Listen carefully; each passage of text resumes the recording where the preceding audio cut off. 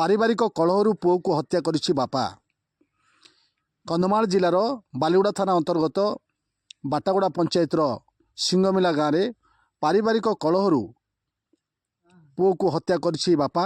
एभली अभावनीय घटना देखा मिली कंधमाल जिलार बालीगुड़ा थाना अंतर्गत सिंगमिला गाँव में स्थानीय लोकों सूचना प्रकार आज भोर सकाळु मद्यप पुओ जेहेतु से राति रे न खाई शोइथिला एवं सकाळु सकाळु घरर कबाट को गोईठा मारिबा परे बापा उत्त्यक्त होई पुओ को मारणास्त्र साहाय्य आक्रमण करथिले।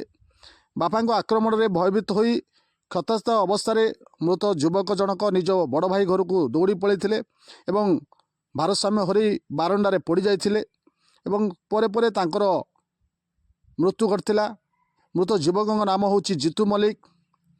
पुअर मृत्यु खबर शुणी बापा जंगल रास्ता छपी छपी जाई बालीगुड़ा थाना रे आत्मसमर्पण करथिले एवं बापा प्राणेश्वर मल्लिक कहवा कथा अनुसार बालीगुड़ा थाना पुलिस सिंगमिला गाँव में पहुँची मृत युवक जितू मल्लिक शव जबत करी किभली परिस्थिति घटना घटी से नहीं तदंत करुवा जनापड़ी।